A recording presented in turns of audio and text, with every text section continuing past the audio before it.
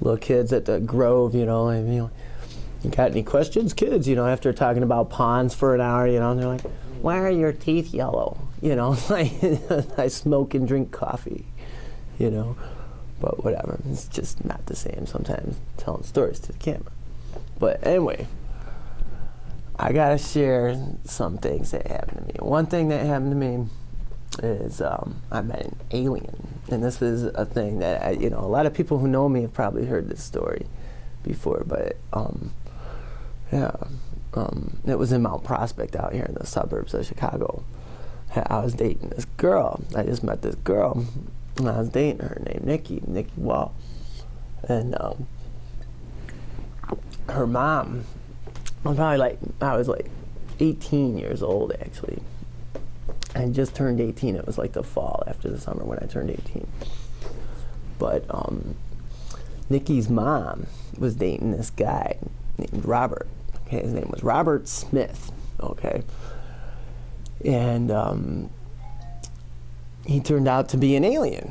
Okay, and that's pretty much, you know, that's the gist of this whole thing, is that he really was an alien. I believe this guy was an alien. He claimed to be an alien. He told me he was at one time.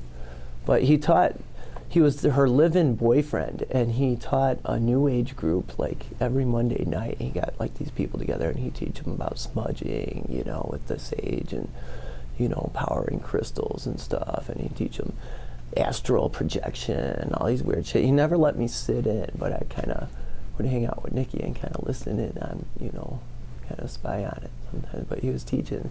It's pretty intense stuff, actually. Nikki's mom, Ann Wald, spoke with a stutter too. She like spoke with like a really heavy stutter. She'd be like da da da da, you know, like really bad stutter. Okay, and they would have sex. They would have sex with each other, right? And they had this pyramid in their living room that was like copper tubing. Okay, it was 13 inches long, each copper tube, actually, because I asked them about this shit. I'm like, you know, curious, you know. So it's like 13 inches long, each copper tube, okay, and it had a chain with a little ring on it that made the pyramid, you know, going through the copper tubing. And at the end of each tube where they met was a crystal, okay. And then they might put something in the pyramid, but they'd sit around on both sides of the pyramid and they would meditate or whatever, and, you know, go into a trance, and they would make love above the pyramid in astral projection, in astral form. That's kind of weird shit, you know, like, he didn't say he was an alien at this time, but I just kind of was like, wow, like, who is this dude, you know, like, you know, some new age guru, you know, but, you know, I just debunks my whole story pretty much. But me and my brother, you know, we're hanging out in the crossfire. I'm 18, what do you want, you know, and we took some shrooms, okay. And I was kind of tripping out a little bit on these shrooms, and I was freaking out. I was like surfing between good and evil somewhere in my head, you know. And I ended up like having this vision, you know, of the future. And I just saw the future.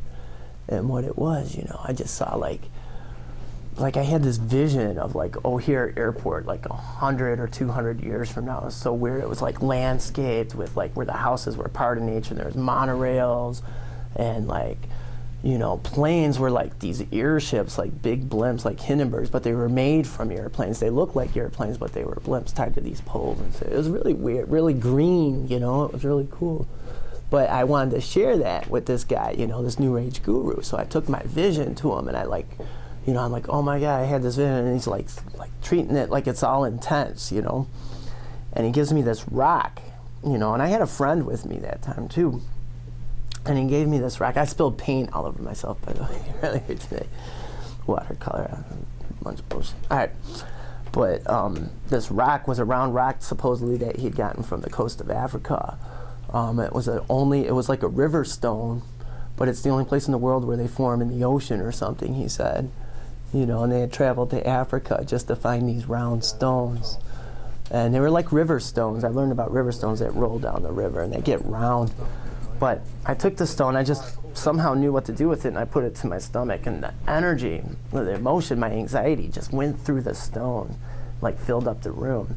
Like me and my friend, he's like, you got to tell me about your vision, you know, and like we went into the kitchen and sat down, and there was my girlfriend on one side, and my friend Dan on the other side, and Robert Smith across from me, okay? And he pulled out paper and pencils, and I was talking, you know, I felt like there was a weird feeling, like where the top of my head just opened up, like the bay on a spaceship, you know, like the moon shuttle just opened up, you know? And I felt my mind just go up into the room, and I felt his mind do the same thing. And it's like our mind was one above us. It was really weird. And I was just talking, and he started like zoning out, and he was just drawing, okay? And he started drawing, you know? And he started drawing, it started freaking me out, because he started drawing like these rings and these planets, you know? He started drawing, he did the solar system, you know, and he was drawing it really fast, and he did like these beams connecting things, you know, like, and like kind of almost looked like a peace sign with an upside down peace sign going through. He said that there is a train with 3 things. He did like this psychic drawing, and then he drew my spirit, and he did the here, you know, and he was drawing the here, and he's like, whoa, you know, and all this weird shit. My girlfriend and my friend were just zoned out there like zombies this whole time, and it went on, and I was speaking to him, and that's when he told me, I'm like, wow, you know, this is really intense. And that's when he told me he was an alien for the first time. And that I don't know, like he said he had crashed to Earth or whatever, like, I don't know. He was weird, he had blue eyes, crystal blue eyes that were real clear, you know? He had blonde, real thin blonde hair in his head, almost was like an upside down triangle, almost like an alien from Close Encounters, but he's just like a skinny vegetarian kind of, you know, guy, you know what I mean? That was the first time. I didn't really believe him, and he made some food, and my girlfriend Dan seemed to snap out of it, and he gave us some crystal necklaces he had made, and he was telling me, he like slipped this in, he's like, you know, the aliens, we can zap water, they take water, they come here for water or something, and they have these beams where they can suck the water out of stuff, you know. He talked about alien abductions, whatever. I don't know what that means, you know. Cow mutilations, I've heard about it. I don't know what that is. I seen fire in this guy. But, you know, that's what he told me, you know, just that they could suck the water out of stuff, that they could peg anything and just suck all the water out. Which is really scary, you know, to think about. But he's a weird dude. He wouldn't let me join the group, and I didn't think nothing of it until I had some weird, I was just thinking about stuff, whatever. I went to talk to him again, and like no one was there except him, and he was in the basement, and a little airbrushing these T-shirts for some New Age convention. And he told me to sit down in a chair, and he opened up like a wooden wine crate, all right? And the wooden wine crate he opened up, it had all these wires in it, you know, and it's full of wires, and it had a digital readout, like with numbers and everything. And it was off. It's like he made it himself, you know. It was like you could tell that it was just put together in this box, like all this electronic equipment. He turned the machine on, okay, and the number started up, and it was like 0.0000, and it started going 0.00001, you know, it started going up. And as the numbers started going up, this digital readout about that long, he's red, you know, like just like a calculator or something, but red, like a digital clock, kind of. And as it started going up, and it was not, there was no case, you know, it was like a wine box. There was this sound that went with the numbers, and it was a tone that went bzzz, and it kept getting higher and higher pitched as the numbers went up.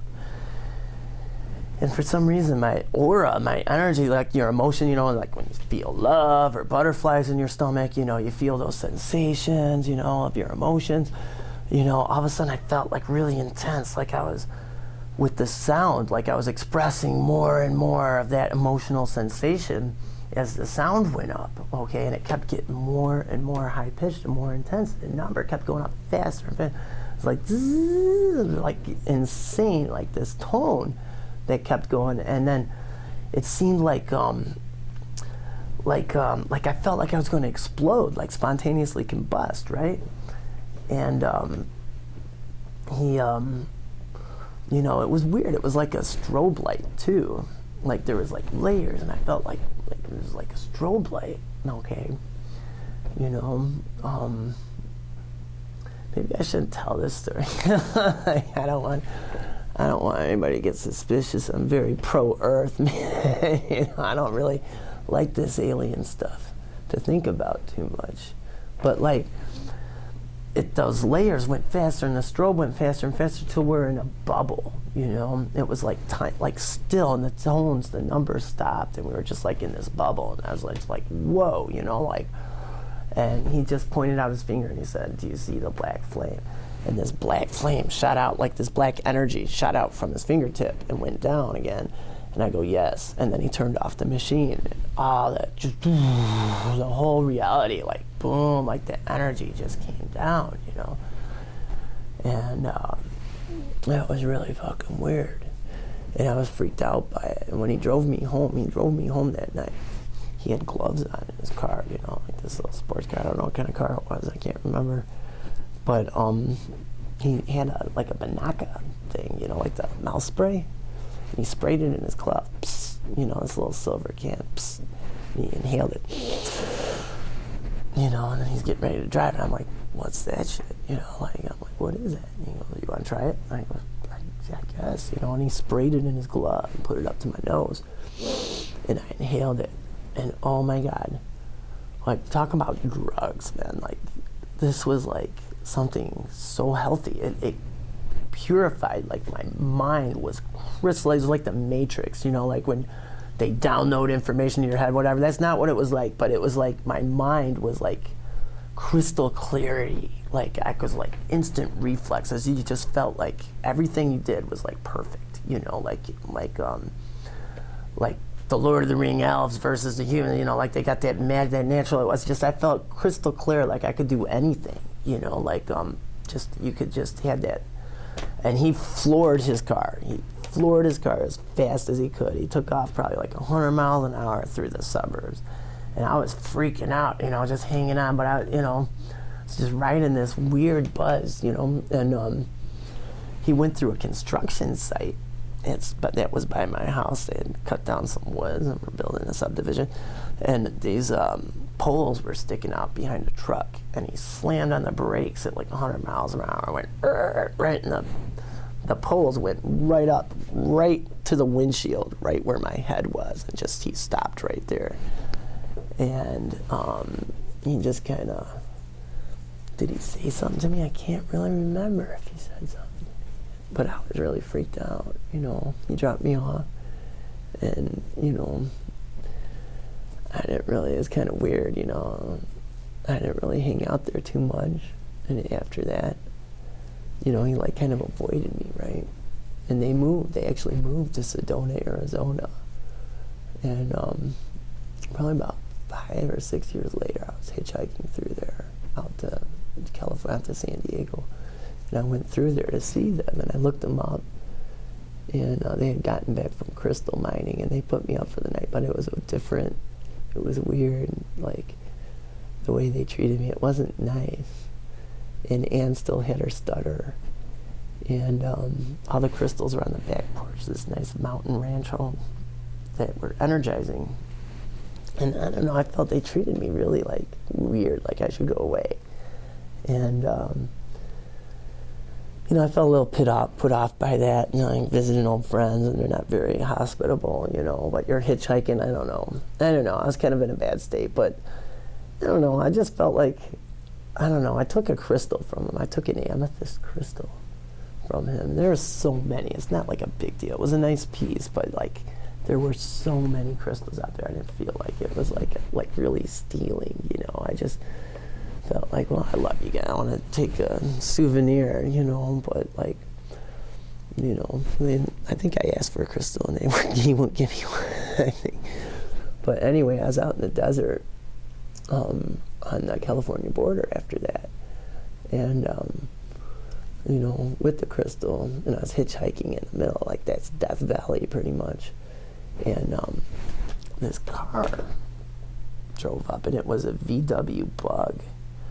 And it was perfectly round. It looked like a flying saucer with tinted windows, like a VW Bug, perfectly round, like a flying saucer with tinted windows. It was the size of a VW Bug, you know, and it was driving down the highway like a car, you know, and it pulled over. It went past me and pulled over like 500 feet down And like, I swear to God, these people, they look like they were from the Matrix. And this is before the Matrix. They had like sunglasses on, an overcoat, and like vinyl pants. There was a chick, like she almost looked like a punk businesswoman, you know. And they got out of the car. There's like probably, God, I couldn't figure out how so many people got out of the car. There's like 6 to 8 or something, like people who got out of this car. And they had a silver briefcase. And they went down into the sand. And I remember something being murdered for some reason, and then filling up the suitcase with sand and closing the suitcase, getting back and driving away. And when I try and remember exactly what happened, all I remember is purple lightning. Now, I don't know, what year did Men in Black come out? Does anybody know? You guys know? Like, but this was before the Men in Black movie, and then I saw the Men in Black movie, and it all clicked, you know, like, wow, this guy came after me, and the Men in Black saved me. You know, and Robert Smith, you know, like, maybe the aliens have been here, because, like, you know, ever see Buckaroo Banzai? They're all named what? They're all named John Smith, you know, or John something, I can't remember exactly. I think it is John Smith. They're all named John now. Like, all the aliens have the same, like, the most common name, you know, and it just made, like, Robert Smith. I mean, come on. Like, the lead singer of The Cure, that's Robert Smith, isn't it? But I don't know, like, the most common name you can think of, you know. I came back, and I stopped by there in Sedona to see them again. And Robert was no longer there, you know. And the first time when I was there, like, hitchhiking, he was working on some schematic for a machine. He was going crazy with some kind of physics, like, fucking weird schematics of some machinery. But he was gone. They said he moved somewhere else, you know. And Nikki's mom, her stutter, I mean, was gone. Her stutter was completely gone. And that kind of weirded me out, too, because her stutter was just gone, you know. And that's my alien story, I guess. You know, nothing ever else came out of that. That's my alien story. So it left me to wonder quite a bit, you know. And it was just kind of weird. Never heard from any of them again, actually. And, you know, you see stuff on TV and it really just makes you wonder, you know, and, like, you follow, like, different stuff about aliens. And actually, I have a whole theory on that, but I won't go into that now. It's a supernatural realm, aliens. Yeah. Actually, there's probably more. But I don't know. I really don't know.